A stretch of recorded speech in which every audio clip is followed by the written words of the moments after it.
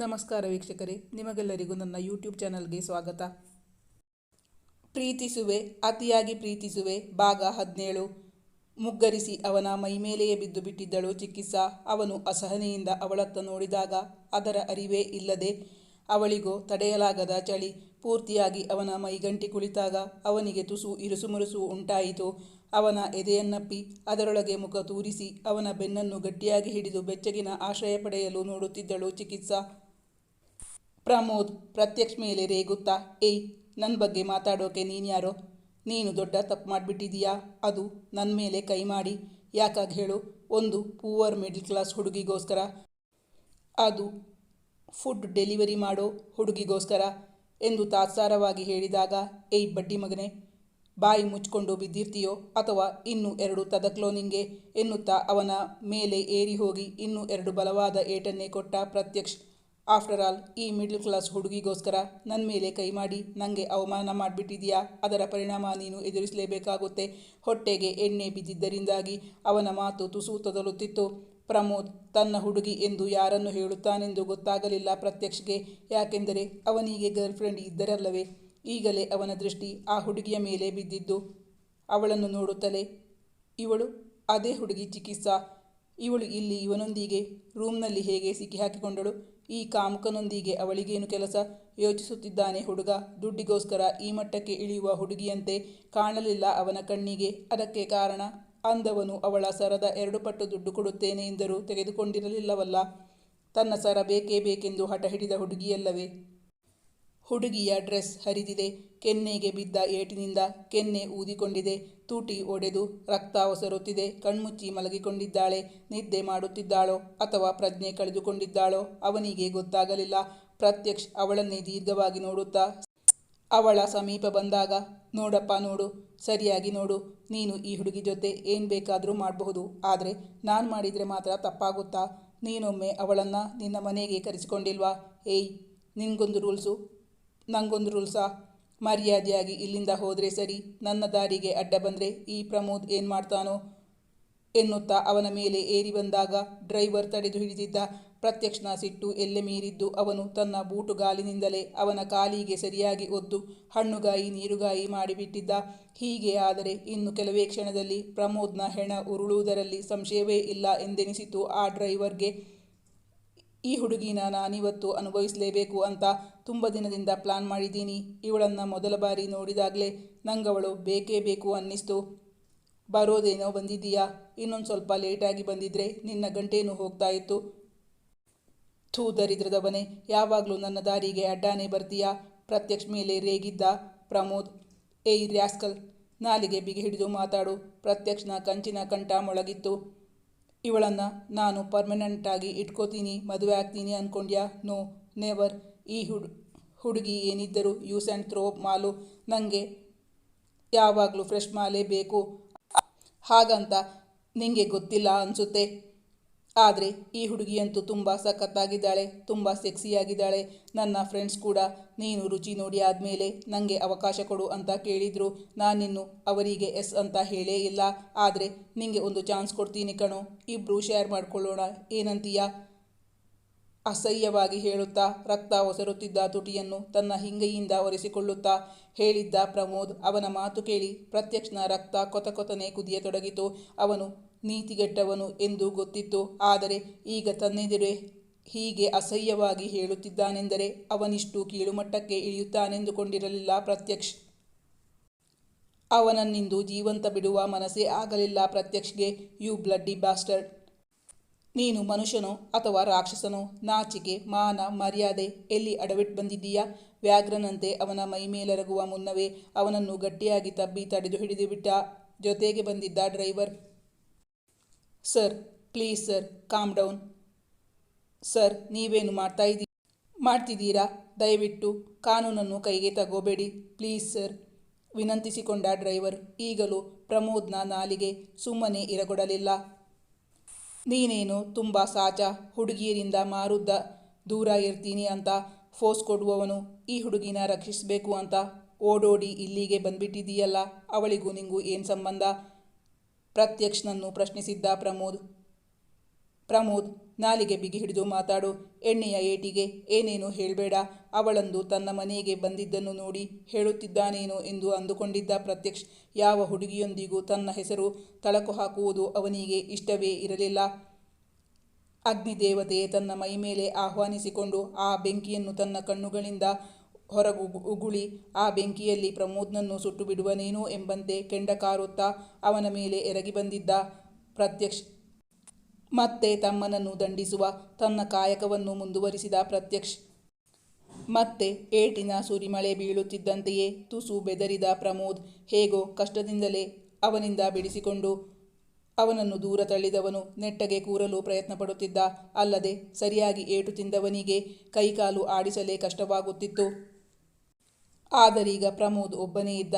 ಪ್ರತ್ಯಕ್ಷನ ಜೊತೆಗೆ ಅವನ ಡ್ರೈವರ್ ಕೂಡ ಇದ್ದನಲ್ಲ. ಪ್ರಮೋದ್ನ ಜೊತೆ ಬಂದಿದ್ದ ಅವನ ಚೇಳ ಪ್ರತ್ಯಕ್ಷನನ್ನು ಅಲ್ಲಿ ಕಾಣುತ್ತಲೇ ಅವನೆಲ್ಲಿ ತನ್ನ ಗುರುತು ಹಿಡಿಯುತ್ತಾನೋ, ಕೊಲೆ ಕೇಸ್ನಲ್ಲಿ ಸಿಕ್ಕಿ ಹಾಕಿಕೊಳ್ಳುತ್ತೇನೋ ಏನೋ ಎಂಬ ಭಯದಿಂದ ಆ ಜಾಗದಲ್ಲಿ ಮತ್ತೆ ಹುಲ್ಲು ಹುಟ್ಟದಂತೆ ಅಲ್ಲಿಂದ ಪಲಾಯನ ಮಾಡಿಬಿಟ್ಟಿದ್ದ. ಈಗ ಅವನನ್ನು ಶಪಿಸುವ ಹೊರತು ಪ್ರಮೋದ್ಗೆ ಬೇರೆ ದಾರಿಯೇ ಕಾಣುತ್ತಿಲ್ಲ. ಪ್ರಮೋದ್ ಮನದಲ್ಲೇ ಯೋಚಿಸುತ್ತಿದ್ದಾನೆ. ಇವರಿಬ್ರು ಈ ರೂಮ್ನ ಹತ್ರ ಬರ್ತಾ ಇದ್ದಾರೆ ಅಂತ ಗೊತ್ತಾದಾಗ ಒಂದು ಕಾಲ್ ಮಾಡಿ ತಿಳಿಸಿದ್ರೆ ನಾನು ಒಳಗಿಂದ ಲಾಕ್ ಮಾಡ್ಕೋತಾ ಇದ್ದೆ. ಆಗ ಹೊರಗಿದ್ದ ಇವರಿಗೆ ಒಳಗೆ ಬರೋಕೆ ಸಾಧ್ಯನೇ ಆಗ್ತಾ ಇರಲಿಲ್ಲ. ಅಷ್ಟು ಕೂಡ ಕಾಮನ್ ಸೆನ್ಸ್ ಇಲ್ವಾ ಆ ಬೆಪ್ಪನಿಗೆ? ಒಟ್ಟಿನಲ್ಲಿ ಅಂತಹ ಪೆದ್ದನನ್ನು ನಂಬಿ ನಾನು ಕೆಟ್ಟೆ. ಆಮೇಲೆ ಸಿಗ್ಲಿ ಅವನನ್ನು ಒಂದು ಕೈ ನೋಡದೇ ಇದ್ರೆ ನನ್ನ ಹೆಸರೇ ಬದಲಾಯಿಸಬೇಕು ಎಂದುಕೊಂಡವನು ಅವನನ್ನು ಶಪಿಸುತ್ತಿದ್ದ. ಅವನು ನೆಗೆದ್ಬಿದ್ದು ಹೋಗ, ಅವನ ಮನೆ ಹಾಳಾಗ ಎಂದು ಈಗ ಮನದಲ್ಲೇ ಹಿಡಿಶಾಪ ಹಾಕುತ್ತಿದ್ದ ಪ್ರಮೋದ್. ಆದರೆ ಯಾವ ಪ್ರಯೋಜನವೂ ಇರಲಿಲ್ಲ. ರೆಡ್ ಹ್ಯಾಂಡ್ ಆಗಿ ತನ್ನ ಸಹೋದರನ ಕೈಯಲ್ಲಿ ಸಿಕ್ಕಿ ಹಾಕಿಕೊಂಡು ಬಿಟ್ಟಿದ್ದನಲ್ಲ ಪ್ರಮೋದ್. ಡ್ರೈವರ್ ಪ್ರತ್ಯಕ್ಷನನ್ನು ಪ್ರಮೋದ್ನಿಂದ ಬೇರ್ಪಡಿಸಿ ಮಧ್ಯದಲ್ಲಿ ನಿಂತಿದ್ದ. ಕುಡಿದ ಅಮಲಿನಲ್ಲಿ ಅವನ ಧೈರ್ಯ ಮತ್ತು ಜಾಸ್ತಿಯಲ್ಲವೇ? ಹೌದು ಕಣೋ, ನಾನು ಏನು ಬೇಕಾದರೂ ಹೇಳ್ತೀನಿ. ನನ್ನಿಷ್ಟ, ನಾನು ಹೇಗಾದರೂ ಇರ್ತೀನಿ. ಅದನ್ನು ಕೇಳೋಕೆ ನೀನ್ಯಾರು? ಅಷ್ಟು ಏಟು ತಿಂದರೂ ಅಹಂಕಾರವಿನ್ನೂ ಕರಗಿರಲಿಲ್ಲ ಪ್ರಮೋದ್ನದು. ಇದು ಹೊಡೆದಾಡುವ ಸಮಯವಲ್ಲ. ಡ್ರೈವರ್ ತನ್ನ ಬಾಸ್ನನ್ನು ಹಿಡಿದುಕೊಂಡು ಪ್ರಮೋದ್ ಮೇಲೆ ದಾಳಿ ಮಾಡುವುದನ್ನು ನಿಲ್ಲಿಸಿದ್ದ. ಪ್ರತ್ಯಕ್ಷ್ ತನ್ನ ತಂದೆಗೆ ಕರೆ ಮಾಡಿ ವಿಷಯವನ್ನು ತಿಳಿಸಿದ. ಅವರು ತಮ್ಮ ನಂಬಿಕಸ್ಥ ಆಳನ್ನು ಅವನನ್ನು ಕರೆತರಲು ಕಳುಹಿಸುವುದಾಗಿಯೂ ತಾನು ಕೂಡ ಕೆಲವೇ ನಿಮಿಷಗಳಲ್ಲಿ ಅಲ್ಲಿಗೆ ಬರುವುದಾಗಿಯೂ ತಿಳಿಸಿದರು. ಅವನಿಗೀಗ ತಂದೆಯ ಮುಖವೂ ನೋಡಲು ಇಷ್ಟವಿರಲಿಲ್ಲ. ಪ್ರತ್ಯಕ್ಷನ ಗಮನ ಫೋನ್ನತ್ತ ಸರಿದಾಗ ಸಮಯ ಸಾಧಿಸಿ ಪ್ರಮೋದ್ ಕುಂಟುತ್ತಲೇ ಅಲ್ಲಿಂದ ಹೊರಟು ಹೋಗಿದ್ದ. ಈಗಲೂ ಪ್ರತ್ಯಕ್ಷನ ಸಿಟ್ಟು ಕಡಿಮೆಯೇ ಆಗಿರಲಿಲ್ಲ. ಅವನನ್ನು ಹಿಂಬಾಲಿಸಿಕೊಂಡು ಹೋಗಿ ಎರಡೇಟು ಬಿಗಿಯುವ ಆಸೆಯಿತ್ತು ಪ್ರತ್ಯಕ್ಷಗೆ. ಡ್ರೈವರ್ ತಡೆದು ಹೇಳಿದ, ಹೋಗ್ಲಿ ಬಿಡಿ ಸರ್, ಇನ್ಯಾವತ್ತೂ ಅವನು ಇಂತಹ ಕೆಲಸ ಮಾಡಲ್ಲ. ಈಗಾಗಲೇ ಬುದ್ಧಿ ಬಂದಿರುತ್ತೆ. ನೀವು ಹಾಗಂತೀರಾ? ಓಕೆ, ನಾವು ಹೊರಡೋಣ. ಆ ವಾತಾವರಣವೇ ಪ್ರತ್ಯಕ್ಷಗೆ ಉಸಿರುಗಟ್ಟುವಂತಿತ್ತು. ಅಲ್ಲಿಂದ ಹೊರಡಲು ನೋಡಿದಾಗ ಡ್ರೈವರ್ ಅಲ್ಲೇ ಮಲಗಿದ್ದ ಹುಡುಗಿಯನ್ನು ನೋಡಿ, ಸರ್, ಈಗ ಈ ಹುಡುಗಿಯನ್ನ ಏನು ಮಾಡೋದು ಎಂದು ನೆನಪಿಸಿದ. ಅರೆ ಪ್ರಜ್ಞಾವಸ್ಥೆಯಲ್ಲಿದ್ದವಳ ಕಡೆ ಹರಿಯಿತವನ ಗಮನ. ಅವಳನ್ನು ಕಾಣುತ್ತಲೇ, ಛೆ, ತಾನೆಂತಹ ತಪ್ಪು ಮಾಡಿಬಿಡ್ತಾ ಇದ್ದೆ. ತನ್ನ ಜೀವ ಉಳಿಸಿದವಳು ಈ ಹುಡುಗಿ ಯಾವ ಕಾರಣಕ್ಕೋ ಇಲ್ಲಿ ಸಿಕ್ಕಾಕೊಂಡ್ಬಿಟ್ಟಿದ್ದಾಳೆ. ಇವಳನ್ನ ಈ ಪರಿಸ್ಥಿತಿಯಲ್ಲಿ ಇಲ್ಲೇ ಬಿಟ್ಟು ಹೋದರೆ ಮತ್ತೆ ಆ ರಾಕ್ಷಸ ಸುಮ್ಮನೆ ಬಿಡುವನೇ ಇವಳನ್ನ? ಅವಳ ಪರಿಸ್ಥಿತಿ ಶೋಚನೀಯವಾಗುತ್ತೆ. ಪಾಪ, ಅವನ ದಾಳಿಯಿಂದ ಪ್ರಜ್ಞೆ ಕಳೆದುಕೊಂಡಿರಬೇಕು. ಇನ್ನಾರದು ಕಣ್ಣಿಗೆ ಬಿದ್ದು ಅವಳ ಮಾನ ಹರಾಜಾಗುವುದು ಅವನಿಗೆ ಬೇಕಿರಲಿಲ್ಲ. ಚಿಕಿತ್ಸಾಳನ್ನು ನೋಡುತ್ತಲೇ ಅದೇಕೋ ಗೊತ್ತಿಲ್ಲ, ತಕ್ಷಣವೇ ತಣ್ಣಗಾಯಿತು ಅವನ ಸಿಟ್ಟು. ಸದ್ಯ ಹುಡುಗಿಗೆ ಏನೂ ಅಪಾಯ ಆಗಿಲ್ಲ ಎಂಬುದೊಂದೇ ಅವನ ಮನಸ್ಸಿನ ನೆಮ್ಮದಿಗೆ ಕಾರಣವೇನೋ. ಸಮಾಧಾನದ ನಿಟ್ಟುಸಿರೊಂದು ಅವನ ಗಂಟಲು ದಾಟಿ ಹೊರ ಹೊಮ್ಮಿತು. ಅವಳ ಬಟ್ಟೆ ಹರಿದಿದ್ದರಿಂದ ಹಾಗೆ ಕರೆದೊಯ್ಯುವಂತಿಲ್ಲ. ತಾನು ತೊಟ್ಟುಕೊಂಡಿದ್ದ ಜಾಕೆಟ್ ಕಳಚಿ ಅದರಿಂದಲೇ ಅವಳ ಮೈ ಮುಚ್ಚಿದವನು. ಅವಳನ್ನು ಸೂಕ್ಷ್ಮವಾಗಿ ಗಮನಿಸಿದವನಿಗೆ ಅವಳಿಗೆ ಏನೂ ಆಗಿಲ್ಲವೆಂಬ ನಿರಾಳತೆ ಉಂಟಾಗಿತ್ತು. ಅವಳನ್ನು ತನ್ನ ತೋಳುಗಳಲ್ಲಿ ಎತ್ತಿಕೊಂಡು ನಡೆದ ಪ್ರತ್ಯಕ್ಷ್. ಡ್ರೈವರ್ ಸುಮಾರು 45ರ ಆಸುಪಾಸಿನವನು. ಪ್ರತ್ಯಕ್ಷ್ ಬಗ್ಗೆ ಚೆನ್ನಾಗಿ ಬಲ್ಲವನು.